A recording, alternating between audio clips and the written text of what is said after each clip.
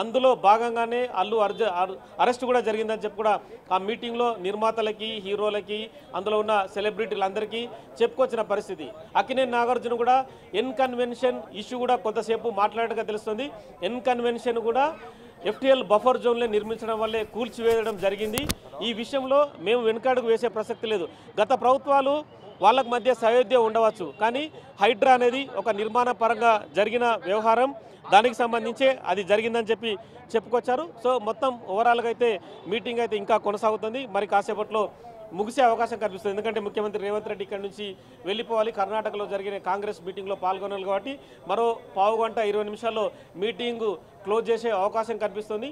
వీళ్ళ మధ్య అంటే బెనిఫిట్ షోలకు సంబంధించిన ప్రధాన విషయం కావచ్చు, రెండవది టికెట్ల రేట్లకు సంబంధించిన అంశాన్నే ప్రస్తుతం వాళ్ళు రిక్వెస్ట్ చేస్తున్నారు గవర్నమెంట్. ఎందుకంటే వారం రోజుల పాటు జీవో విడుదల చేస్తేనే వాళ్ళు టికెట్ రేట్లు పెంచుకోవడానికి అవకాశం ఉంటుంది.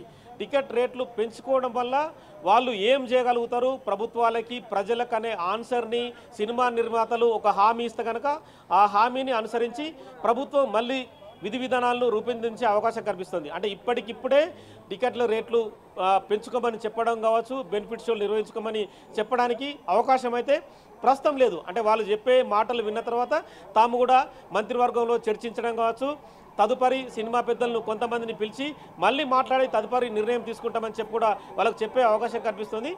ప్రస్తుతం అంటే ఈ ప్రథమ మీటింగ్ మాత్రం ముఖ్యమంత్రి రేవంత్ రెడ్డి గవర్నమెంట్ ఏర్పడిన తర్వాత ఒక సంవత్సర కాలం తర్వాత జరుగుతున్న మీటింగు. ఇక గద్దర్ అవార్డు కూడా ప్రధానంగా ప్రస్తావనకు వచ్చింది. గద్దర్ అవార్డు ప్రకటించిన తర్వాత సినిమా పెద్దలు గద్దరు అవార్డుని ఎవరు మనసు మీద తీసుకోలేదు. గద్దరు ఎవరు అన్న క్వశ్చన్ కూడా చాలామంది చేశారని చెప్పి ముఖ్యమంత్రి రేవంత్ రెడ్డి వాళ్ళందరూ ప్రశ్నించారు. గద్దరు సామాజికవాది, తెలంగాణ ఉద్యమానికి ఊపిరిలూదాడు. ఏనాడో దశాబ్దాల క్రితం బండెనక బండి గట్టి అని చెప్పి తెలంగాణ ఉద్యమానికి ఊపిరిలూది పాటలు పాడిన ప్రజా గాయకుడు కూడా తన కాలికి గజ్జలు కట్టి ఊరూరా తిరిగి తెలంగాణ కోసం చాలా విషయాల్ని చాలా ప్రజలను ఉత్తేజపరచడంలో ముందున్నాడు. కానీ అదే గద్దర్ని ఏ సినిమా నిర్మాత కూడా తమ మనసులోకి తీసుకోకుండా గద్దరు అవార్డుని ప్రకటిస్తామని చెప్పి కూడా బహిరంగ అయితే నగేష్ మనం చూస్తున్నాం బిగ్ టీవీ స్క్రీన్ మీద ఎక్స్క్లూజివ్గా కూడా ప్రతి ఒక్కరు కూడా అటు నాగార్జున కానివ్వండి, వెంకటేష్ కానివ్వండి, ప్రతి ఒక్కరు కూడా అటు సినీ నిర్మాతలు, దర్శకులు కూడా సీఎం రేవంత్ రెడ్డిని అయితే కలిసి ఆ బుకే ఇచ్చి కూడా చాలా సంతోషంగా వారైతే కలిసి మీటింగ్ అయితే కొనసాగిస్తున్నారు. ఎందుకంటే ఇప్పటికే అయితే ఈ మీటింగ్లో ఎవరు ప్రతిపాదనలు అయితే వాళ్ళు చెప్పారు, అటు రాఘవేంద్రరావు కూడా, ఎందుకంటే అందరూ సీఎంలు కూడా మమ్మల్ని బాగానే చూసుకున్నారు. సో ఇప్పుడు కూడా వాళ్ళకి ప్రభుత్వం తరపు నుంచి ఏం కావాలనేది కూడా ఈ మీటింగ్లో సినీ ఇండస్ట్రీ తరపు నుంచి అయితే ఎవరికి వారు చెప్పారు. అండ్ దానికి సంబంధించిన విజువల్స్ కూడా మనం చూస్తున్నాము. అయితే బెనిఫిట్ షోలకి అయితే పర్మిషన్ లేదని మరోసారి కూడా సీఎం రేవంత్ రెడ్డి అయితే ఏకతటిగా చెప్పారు. మరి దాని ద్వారా వచ్చిన డబ్బులను ఎటు అనాథాశ్రమాలకు కానీ ఎవరైనా ఆదుకునేందుకు కానీ ఇవ్వాలనేది ఒక మంచి నిర్ణయాన్ని అయితే కూడా వాళ్ళు ముందైతే వచ్చారు. మరి దీని మీద ఈ మీటింగ్ అనంతరం కూడా FDC చైర్మన్తో కలిసి వీళ్ళందరూ ఒక క్లారిటీ తెచ్చుకుని మీటింగ్ పెట్టి డబ్బు దేనికి ఖర్చు పెట్టాలి, ఎవరికి సాయం చేయాలి అని దానిపై ఒక నిర్ణయం తీసుకుని మళ్ళీ ఏమన్నా సీఎంని కలిసే అవకాశం ఉంటుందంటారా?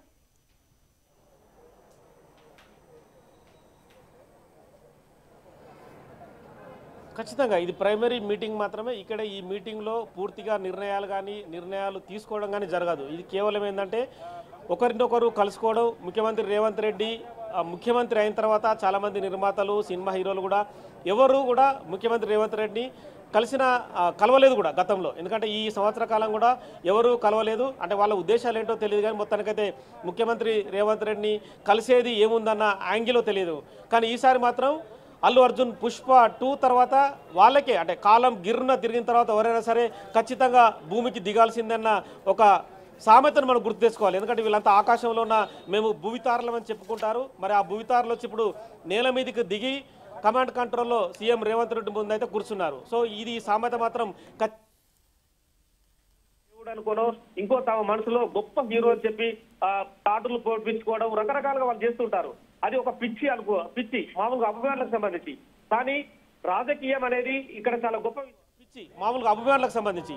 కానీ రాజకీయం అనేది ఇక్కడ చాలా గొప్ప విషయం. రాజకీయం అనేది ప్రభుత్వాలు నడిపిస్తుంది, ప్రజలకు అనుగుణంగా పనిచేస్తుంది. కానీ ఇవన్నీ కూడా సినిమా వాళ్ళు పట్టనట్లుగా వ్యవహరించారనేది ఇక్కడ స్పష్టంగా కనిపిస్తుంది. గత సంవత్సర కాలంగా ప్రభుత్వం ఏ నిర్ణయం తీసుకున్నా కూడా సినిమా పెద్దలు ఏ ఒక్క అంగీకారాన్ని ముందుకు తీసుకురాలేదు. అంటే చాలా విషయాలు కూడా ప్రభుత్వం వాళ్ళకి సర్ది చెప్పే ప్రయత్నం చేస్తుంది, కానీ సినిమా పెద్దలు మాత్రం తాము కోట్లు సంపాదించుకున్నాం, సినిమా ఇండస్ట్రీకి వేలాది ఎకరాలు గత ప్రభుత్వం ఇచ్చినా కూడా ఎవరు కూడా పట్టించుకున్న పాపాన పోలేదు. అంటే ప్రభుత్వం అంటే ఒక వ్యవస్థ అనేది నిన్న మంచు విష్ణు చెప్పకనే చెప్పారు. తన ఎక్స్ వేదికగా ఫిలిం ఛాంబర్ అధ్యక్షుడు కూడా ప్రభుత్వాలతో కలిసి పనిచేయాల్సిందే మనం అందరం.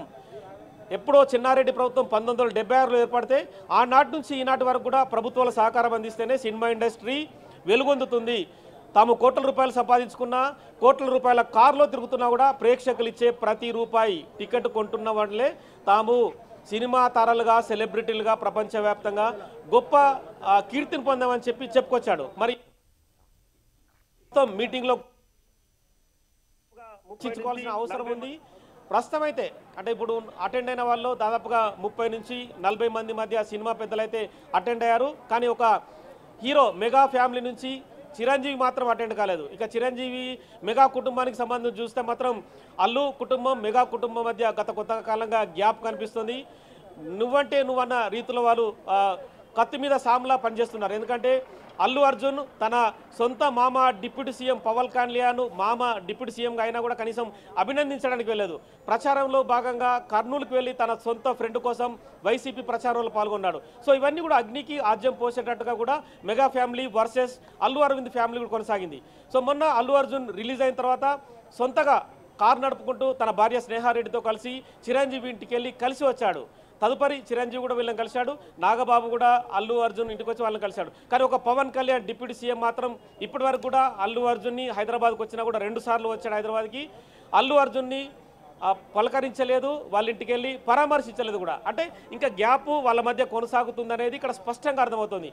నాగబాబు కూడా అనేక సార్లు అల్లు అరవింద్ ఫ్యామిలీ పైన అనేక ట్వీట్లు చేశారు. అంటే ఇష్టం వచ్చిన రీతిలో జరుగుతుంది వ్యవహారం అనేది కూడా మనకు స్పష్టంగా కనిపిస్తుంది. సో మరి ఈ ఎంటైర్ వ్యవహారంలో మరి అల్లు అరవింద్ కొడుకు సంబంధించిన అల్లు అర్జున్కు సంబంధించిన మీటింగ్ అని చెప్పి మెగా స్టార్ చిరంజీవి అనుకున్నాడా ఏంటనేది కూడా తెలియాలి. మరి మెగాస్టార్ చిరంజీవి మరి ఎక్స్ వేదికగా లేదంటే సోషల్ మీడియా వేదికగా ఏం ఆన్సర్ చెప్తాడు ఈ మీటింగ్లో అనేది, ఈ మీటింగ్ ఎందుకు రాలేదని కూడా ఆయన నుంచి ఆన్సర్ రావాల్సి ఉంది. ఎందుకంటే సినిమా పరిశ్రమలో పెద్దన్నగా గతంలో దాసరి నారాయణరావు వ్యవహరించేవారు. దాసరి నారాయణరావు ప్రస్తుతం లేరు. ఎందుకంటే ఈ మధ్యకాలంలో మంచు కుటుంబం కూడా రోడ్డున పడ్డది. మోహన్ బాబు, విష్ణు, మనోజ్ వాళ్ళు కూడా తమ ఇంటి కోసం, ఆస్తుల కోసం తన్నుకున్న పరిస్థితి. పోలీస్ స్టేషన్లో ఇప్పటికీ కోర్టు కేసులు కొనసాగుతున్నాయి. మోహన్ బాబు అయితే ప్రస్తుతం హైకోర్టు బెయిల్ రద్దవడంతో ఇప్పటికీ అజ్ఞాతంలో ఉండి పరారులోనే ఉన్నాడు. ఒకప్పుడు మోహన్ బాబు అంటేనే సినిమా పరిశ్రమకు హడల్. మోహన్ బాబు ఏం చెప్పినా కూడా అంటే తను ఏదైనా ఆజ్ఞాపించినా కూడా సినిమా పరిశ్రమ పాటించాలని చెప్పి కూడా చెప్పుకొచ్చేవారు. అంటే మోహన్ బాబుకి ఒకనాడు దాసరి నారాయణరావు కూడా అండగా ఉండారు. ఈరోజు దాసరి నారాయణరావు లేరు. అంటే సినిమా పరిశ్రమ ఒక పెద్దన్న కానీ వాళ్ళను సమస్యలు వస్తే పరిష్కరించే ఎవరు లేరని చెప్పుకోవచ్చు. సో ఇంత పెద్ద మీటింగ్ జరుగుతున్నా కూడా సినిమా పరిశ్రమకు పెద్దన్నగా భావించే చిరంజీవి ఈ మీటింగ్లో లేకపోవడం కూడా చాలా వరకు ఇది క్వశ్చన్ మార్క్. ఎందుకంటే టాలీవుడ్ ఇండస్ట్రీ కావచ్చు, క్రిటిక్స్ విమర్శించే వాళ్ళు కూడా ఎందుకు చిరంజీవి రాలేదని కూడా ప్రశ్నిస్తున్నారు. సో ఇక పవన్ కళ్యాణ్ అయితే ప్రస్తుతం అయితే అతను రాజకీయ నాయకుడుగా డిప్యూటీ సీఎంగా ఉన్నాడు కాబట్టి ఈ మీటింగ్కి రాలేకపోవచ్చు. అంటే రాజకీయ కారణాల వల్ల మీటింగ్కి అటెండ్ కాని పరిస్థితిని అర్థం చేసుకోవచ్చు. కానీ చిరంజీవి ఎందుకు రాలేడనేది మాత్రం ఇక్కడ క్వశ్చన్ మార్కే. చిరంజీవి ఎందుకు రాలేదని చెప్పి కూడా దిల్ రాజుని కొంతమంది సినిమా పరిశ్రమకు సంబంధించిన వ్యక్తులు అడిగారు. దిల్ రాజు కూడా అంటే ప్రస్తుతం ఇప్పటివరకు మనం చూస్తున్న